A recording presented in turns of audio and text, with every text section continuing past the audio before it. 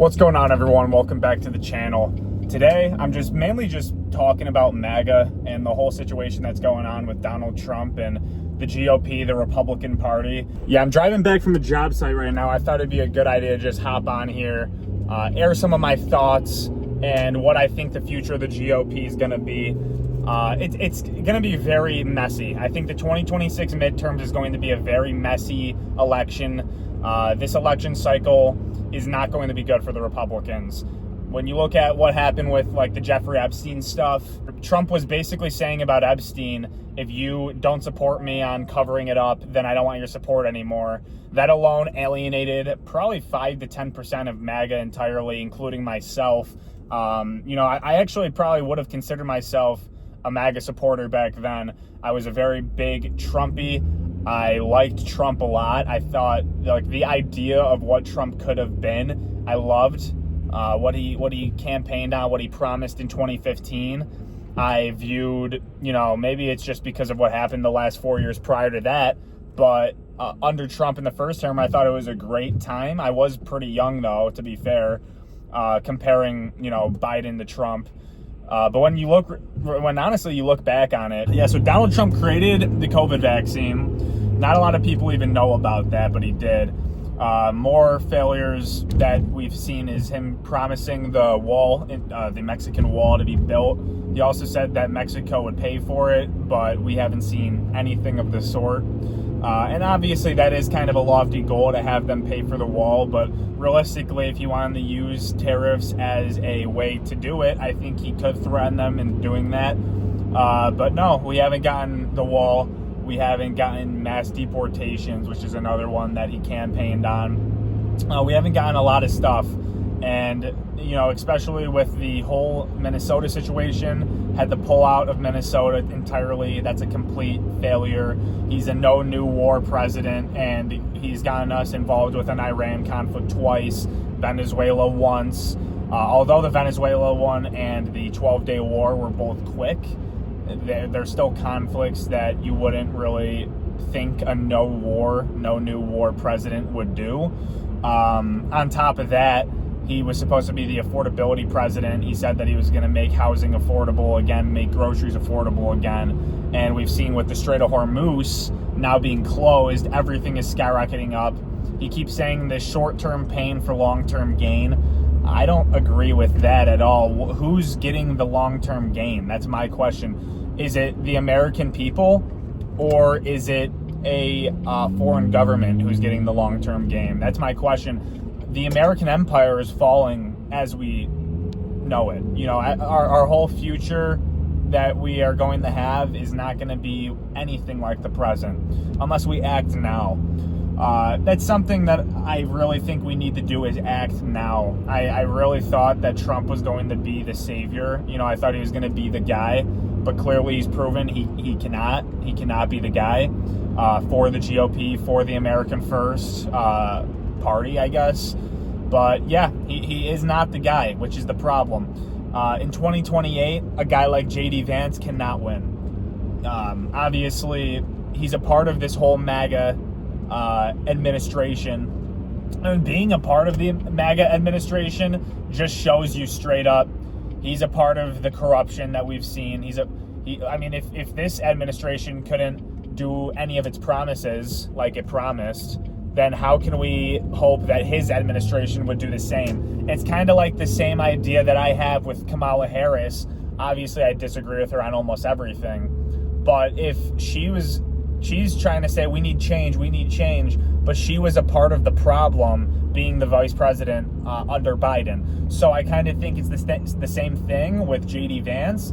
I don't see him having a platform to win. I could see him having a platform to run. That would be a very, very big mistake for the GOP, I think, in my opinion. I think guys like Nick Fuentes and others who have exposed his past, J.D. Vance's past, may screw him up in an election in 28, especially against any Democratic candidate. They don't really have a set leader. Their set leader, I guess, right now leading in the polls is Gavin Newsom, even though you look at what he's done with his state.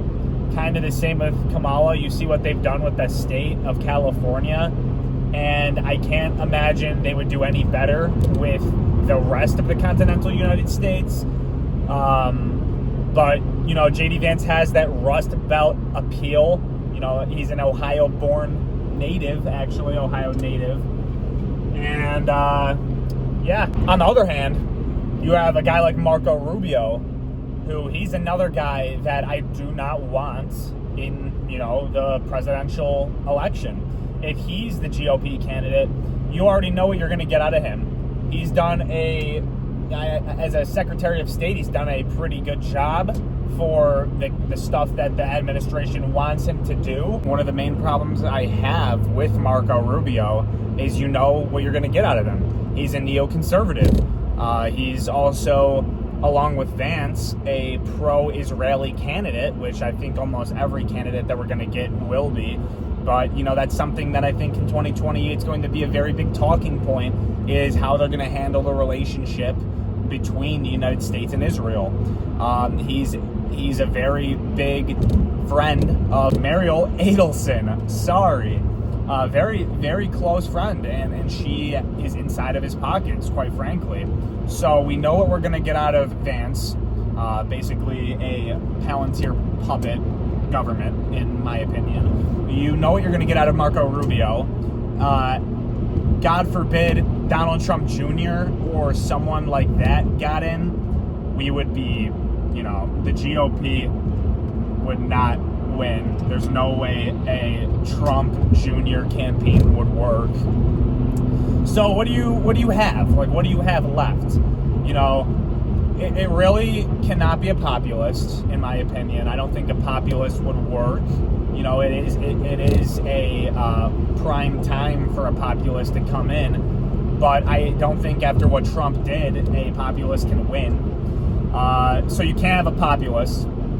You can't have someone in this administration because it's a complete mess. It's a complete mess, and who knows if they're going to get impeached after the Democrats destroy the Republicans in the midterms. So you need an outsider. That's really what you need. You need a guy who is in America first. Basically what Trump ran on, but actually someone who will do it. You see a guy like Trump, a Republican, winning in the popular votes. That is so rare. That does not happen often. Usually the Democrats are always complaining that the Electoral College system is flawed because of the popular vote. They always win the popular vote. You have a guy like Donald Trump who was running on America First, running on releasing the Epstein files and the JFK files, the MLK files, and full transparency between the government and the people, and he overwhelmingly won. You need something along the lines of that. You also need the Republican Party to shift from this center right that they're currently under to actually move farther right, more America first than they ever have before, at least in recent history. When you look at a guy like George Bush, Senior and Junior, but mainly Junior, complete neocon. Trump, complete neocon now. I mean, that's something that I wouldn't have thought to say, if you asked me last year, 2 years ago at this time. But he's a neocon. He is a puppet of a foreign government. We need someone who doesn't take big donor money, someone who doesn't take PAC and special interest money. It's very hard to do, I understand, and it's probably not going to be able to happen by 2028, but that's the ideal candidate, someone who only takes small donor money. Another example of what we need is someone who has America First ideals, and that's it. They're only America First. If we can find someone who wants to create jobs, if we want to find someone who wants to focus on America and not a Middle Eastern country like Iran, we shouldn't be involved. Overall, just to get to the final point of what I'm trying to say, because I'm really struggling with storage problems, we need an outsider. We need someone who's America first. We need someone who's not going to be sending money abroad. We need someone who is going to bring back nationality and just bring back this form of of pride to be an American citizen, American exceptionalism, because it's true, it's our birthright. It's what we were born with. Being born an American, we have this American exceptionalism. We are the global superpower of the world, but that doesn't mean that we need to be neocons and go fight wars in the Middle East. That's just honestly what it is. We need to be focused on our ideals, our benefits, and what can help America and the American citizens overall. Not billionaire donors, not oligarchs. They're always going to be there, and unless we completely change the system. But we need to focus on the single fact that the American people are in charge of the government. We, the people, are in charge of the government. Thank you so much for listening to Car Rant number 1, my car talk. And if you agree or disagree with anything I said, let me know in the comments, because I respond to every single comment. And yeah, let me know what you want me to talk about in episode 2, because this was the future of the Republican Party. Maybe episode 2 will be future of the Democratic Party. As you know, I'm an independent, leaning far right. I'm right in the middle of authoritarian and libertarian, like right on the line. So give me any topics and I will answer them in the next episode of Car Talk, episode 2. Like, comment, and subscribe. Christ is King, and I'll see you guys in the next episode.